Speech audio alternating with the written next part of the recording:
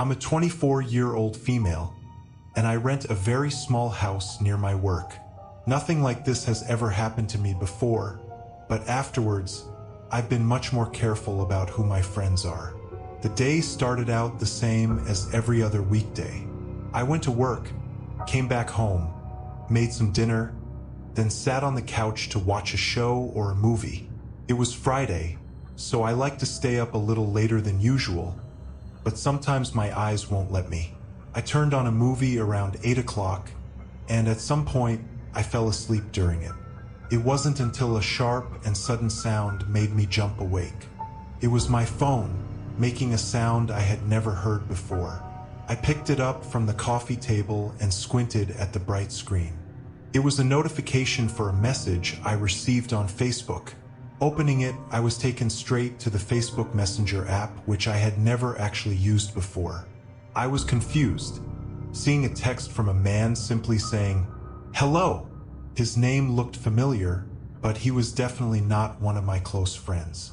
I clicked on his profile and saw that we had one mutual friend and that we'd been friends on Facebook for 4 months. That sparked my memory from when I accepted his invite.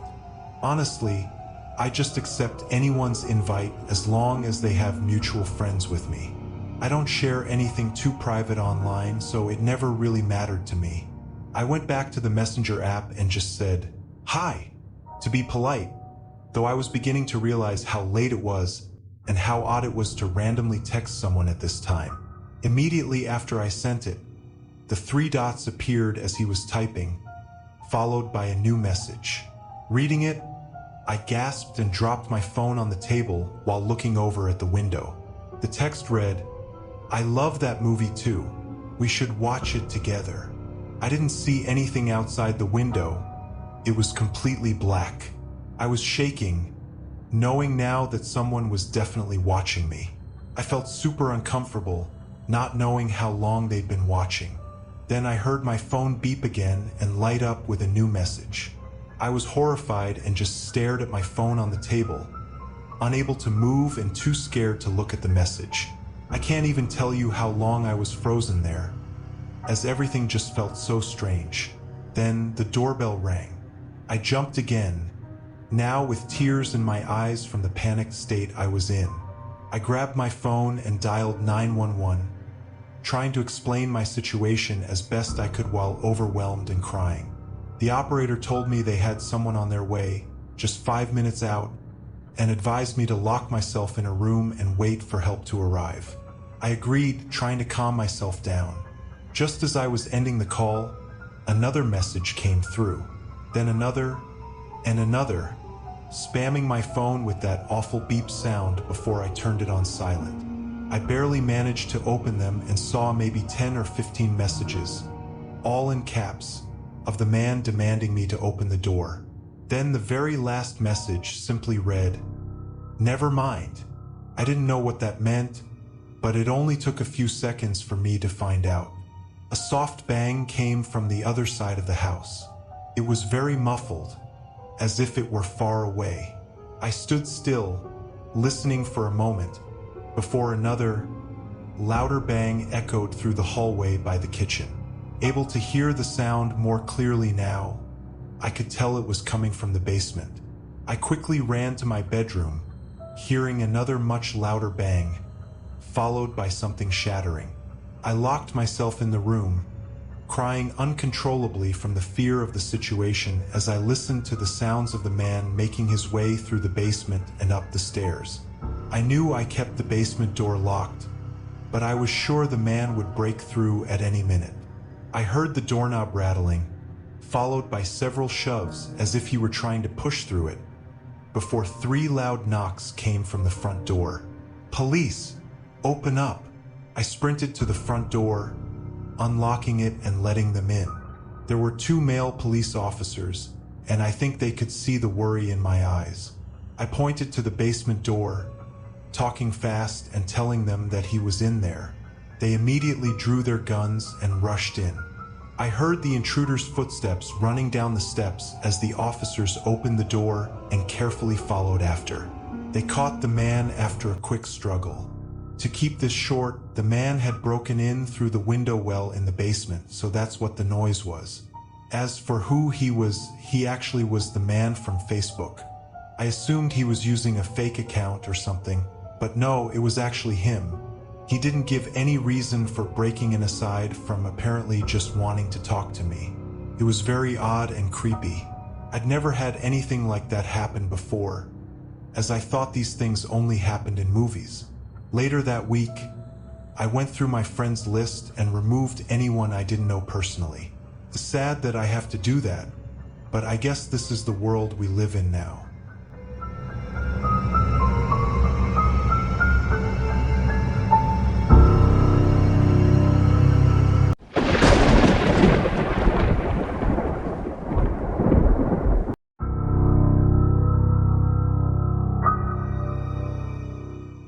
Growing up in a bustling urban apartment building, I often felt a comforting sense of security.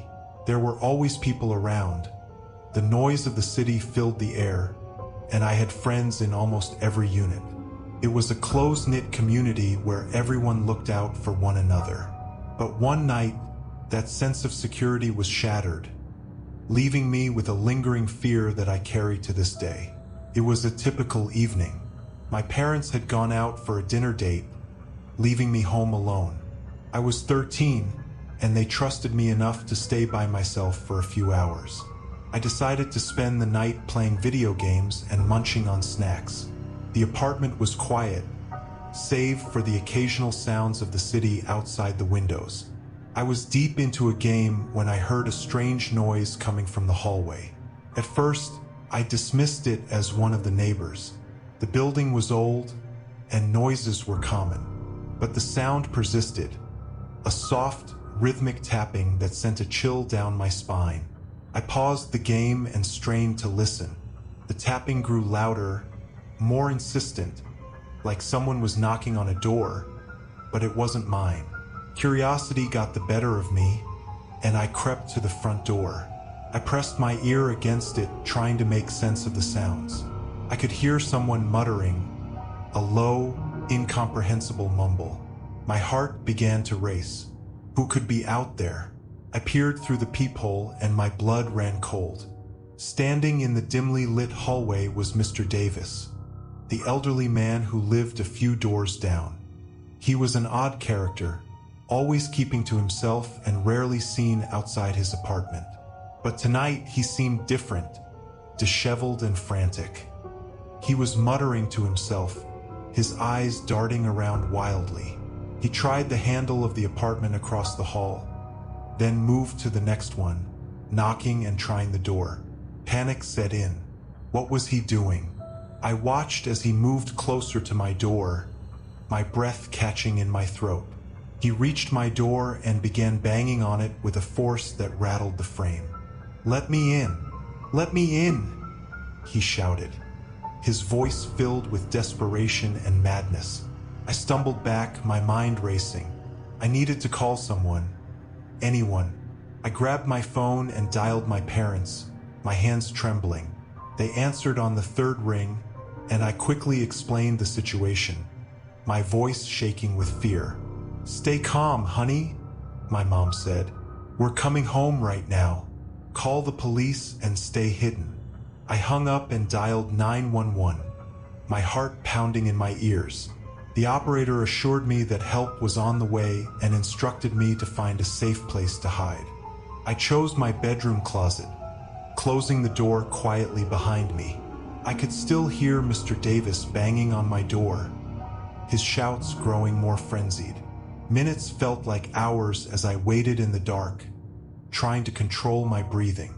Every sound seemed amplified. The ticking of the clock, the rustling of clothes in the closet, the pounding of my own heart. I could hear the distant wail of sirens, a beacon of hope amidst the terror. The banging stopped suddenly, replaced by muffled voices. I strained to hear, recognizing the authoritative tones of the police. I stayed hidden, not daring to move, until I heard a knock on my closet door. "It's the police," a voice called. "You can come out." I hesitated, then slowly opened the door. 2 officers stood in the hallway, their expressions calm and reassuring. They led me to the living room where my parents were waiting, their faces etched with worry and relief. I ran into their arms, tears streaming down my face. The police explained that Mr. Davis had been found in a confused and agitated state. He had a history of mental illness and had apparently been off his medication. They reassured us that he would be taken to a hospital for treatment and that we were safe. From that night on, I became hyper-aware of my surroundings, always on edge when home alone. The sound of footsteps in the hallway would send a shiver down my spine, and the memory of Mr. Davis's wild eyes haunted my dreams. The experience taught me the harsh reality that safety is never guaranteed.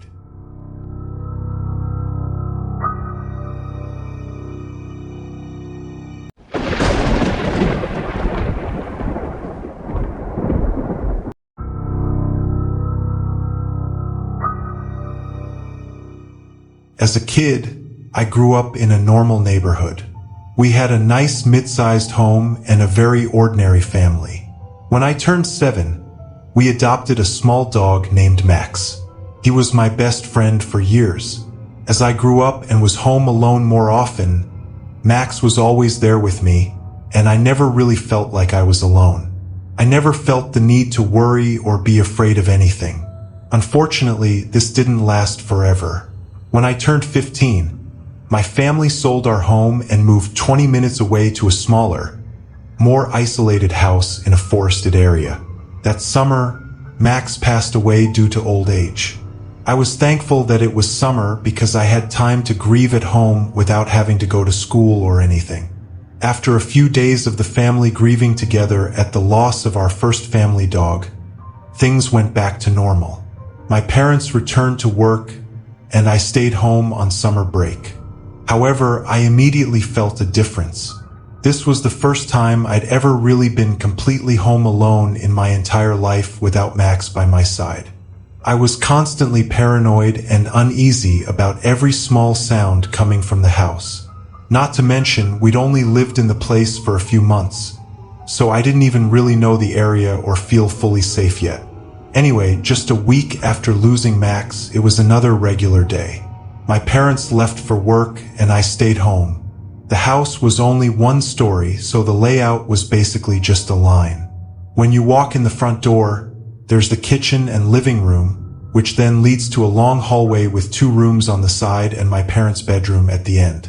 For the past week of being alone, I'd always walk down the hallway and close all of the bedroom doors.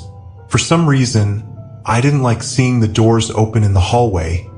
It just gave me a weird feeling. So, this day was no different. I went along the hallway, closing each door until I got to my parents' room. I pulled the door through the doorway and began walking back, but immediately realized that I didn't hear the click sound of the door being fully shut. So, I turned back around and pulled the door shut more firmly this time, hearing the click sound of the door locking in place. I went back to my room, where I had my computer, and closed the door. I put on my headphones and watched YouTube for almost 2 hours straight since there wasn't much else to do. By this point, it was about 9 a.m., and I was ready for some breakfast. I laid my headphones on the desk and opened my room door, stepping into the hallway. As I stepped out and turned toward the living room, I couldn't help but notice something was off in the corner of my eye. I turned my head to look back down the hallway and instantly froze. The door at the end of the hallway was open. I mean, wide open. I must have stood there for a whole minute, trying not to make any noise and listen for any movement in my parents' bedroom. At this point, I didn't know what to do. I knew that I had closed that door, and there was no way it could open on its own, so I was pretty confident that somebody could be in the house. I hadn't heard anything, though, so I had no idea where they were. They could have been in any room in the house by now. I decided to very quietly and slowly walk through the living room and into the kitchen, frantically swiveling my head all around, fearing that they were hiding somewhere. Upon reaching the kitchen, I grabbed one of my parents' large steak knives, gripping the knife tightly in my right hand. I felt slightly better but still terrified. I quickly and carefully double-checked the living room and dining room, making sure the intruder wasn't hiding anywhere. Then I stood at the end of the hallway. I walked down to the spare bedroom, trying to open the door quietly, but it was old and creaky. Everything seemed to be exactly how it was left. Nothing moved at all. I backed out and closed the door. I saved my parents' bedroom for last, as it was the room with the open door, and I was terrified. It didn't help that this house was in the middle of a forest, knowing that no help was anywhere nearby. I stood at the doorway for another minute, only able to see half of my parents' bed while clutching the knife and listening. It was dead silent. Fear continued to rise inside me as I called out shakily, but there was no response.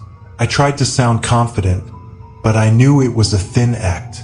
I took a step inside, looking around the corner. It seemed empty, just like the other rooms, with nothing moved at all. I even crouched and looked under the bed, but no one was there. I walked to the other side of the bed, and just as I noticed a small spot of dirt on the floor, I heard a soft thud from behind me. I jumped, heart racing, and stared at the bathroom door that was shut. I could hear frantic movement in there while also seeing a slight shadow from under the door. A few seconds passed as I stood in fear before hearing one last thud, followed by footsteps fading away outside the house. Still in shock at what had just happened, I carefully walked over and opened the door, immediately noticing the open window. I quickly closed and locked it, then ran to my room to grab my phone. I don't know why I never called the police. I guess I was just young, and I didn't want them to come over if nobody was actually there.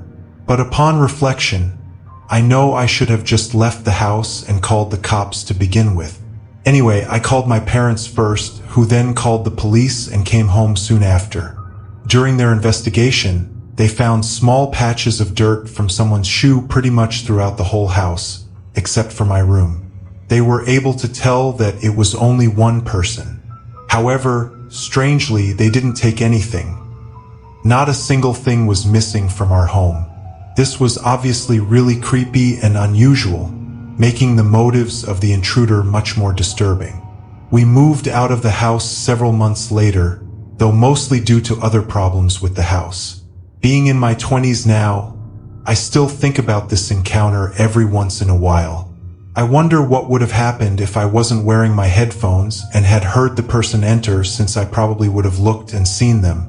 It's terrifying to imagine, but I'm thankful for how everything turned out, aside from the intruder never getting caught.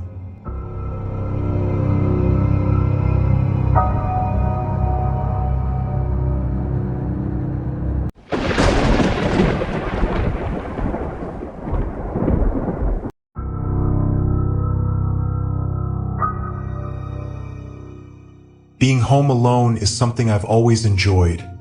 The peace and quiet, the freedom to do whatever I want. It's liberating.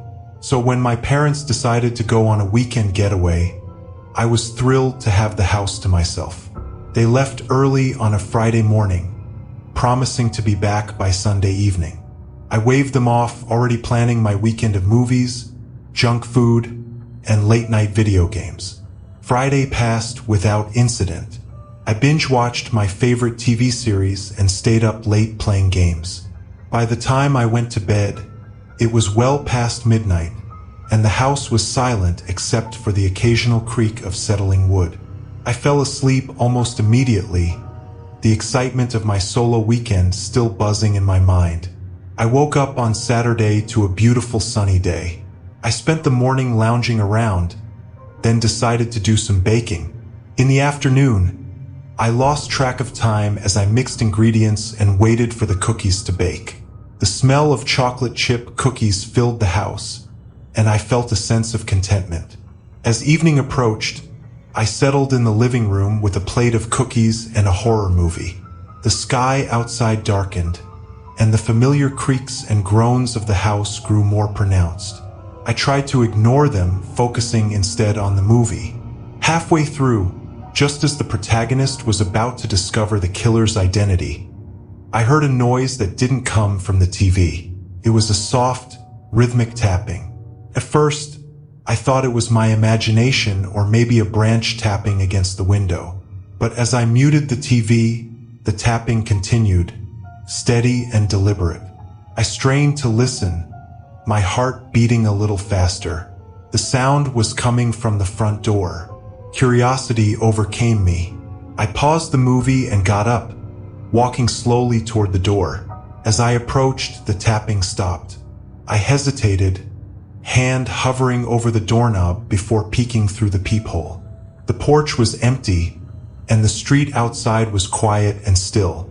I waited a few more seconds, then turned away, chalking it up to my imagination. I went back to the living room and resumed my movie. Just as I started to relax, the tapping returned, this time louder and more insistent. I jumped up, my heart racing. Something wasn't right.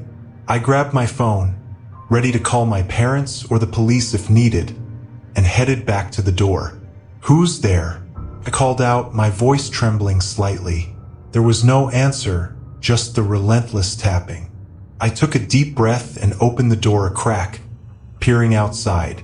A figure stood on the porch, their face obscured by the shadows. They were tall and dressed in dark clothing, their features hidden by a hood. My heart pounded in my chest, and I instinctively backed away. "Can I help you?" I asked, trying to sound braver than I felt. The figure didn't respond. Instead, they stepped closer, their face still hidden. I slammed the door shut and locked it, my hand shaking. I backed away, keeping my eyes on the door, and dialed 911.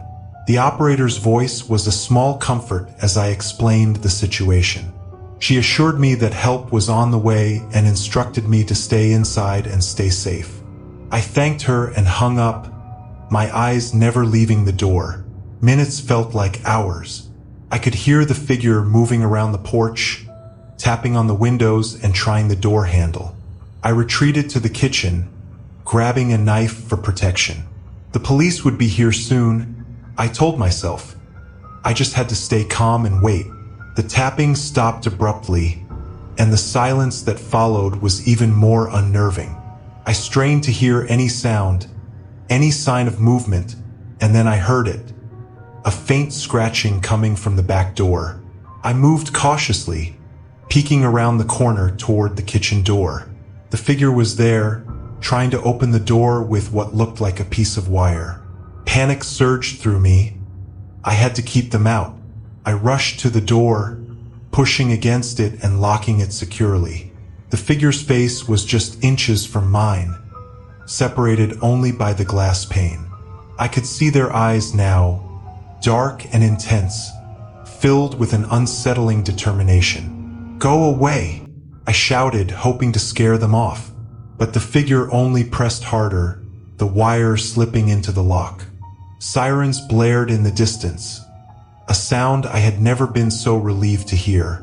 The figure's head snapped up, and they took a step back. I could see the flash of red and blue lights reflecting on the windows, and within moments, the police were at the front door. The figure fled, disappearing into the darkness. I opened the door for the officers, my hands still shaking. They assured me that they would search the area and increase patrols. They took my statement and promised to keep an eye on the house for the rest of the night. My parents returned the next day, concerned and apologetic for leaving me alone. The police had found no trace of the intruder, but they reassured us that they would continue to investigate the incident. It left me rattled, my sense of security shattered. Being home alone, once a source of joy and freedom, now filled me with dread.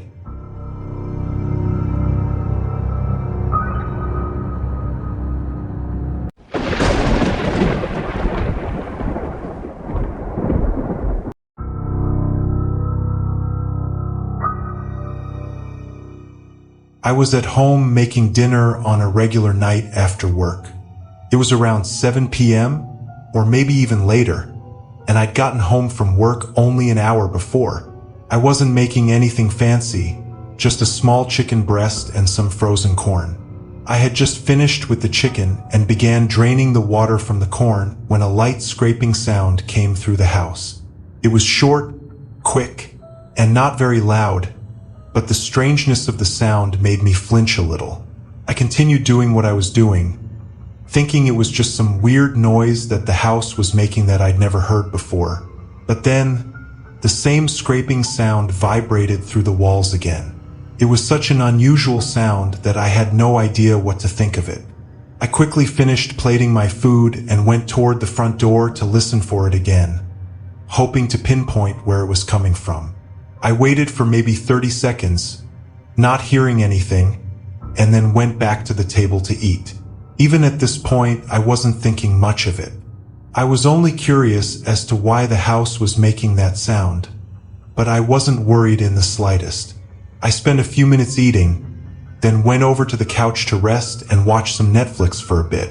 But through the show, I kept hearing that obnoxious scraping sound over and over. Eventually, it got so aggravating that I turned off the TV and just waited, listening. When the sound came again, I was able to hear it more clearly. It was coming from somewhere upstairs.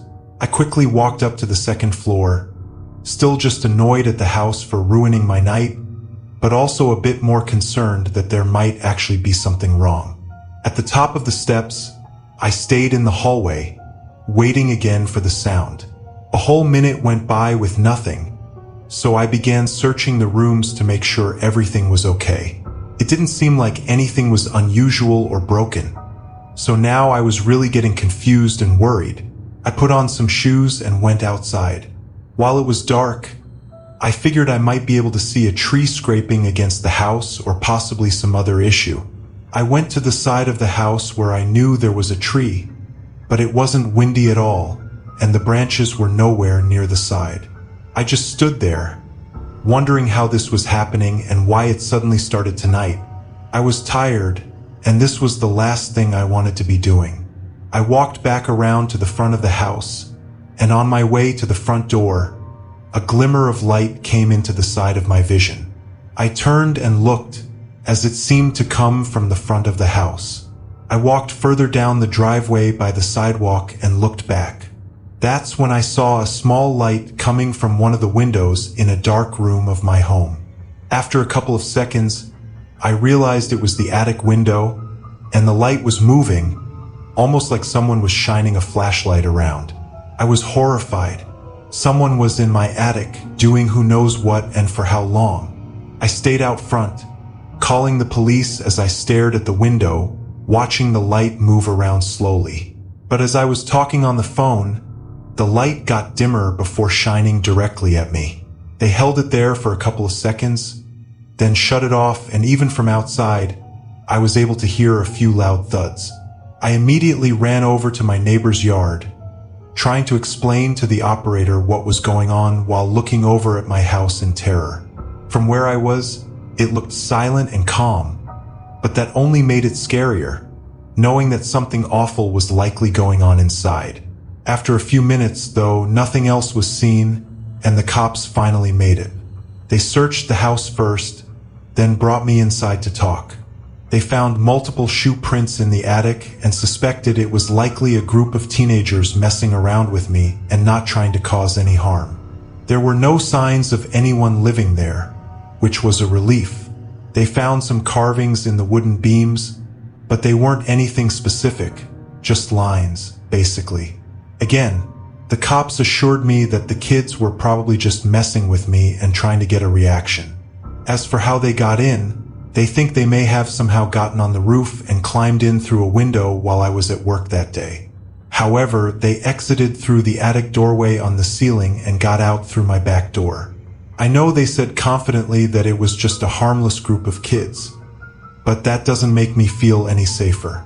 Knowing that some random group of people broke into my house and was camping out there all day and at night while I was home is really unnerving. I mean, those cops didn't actually know what the group's intentions were either, so who knows what they actually planned on doing.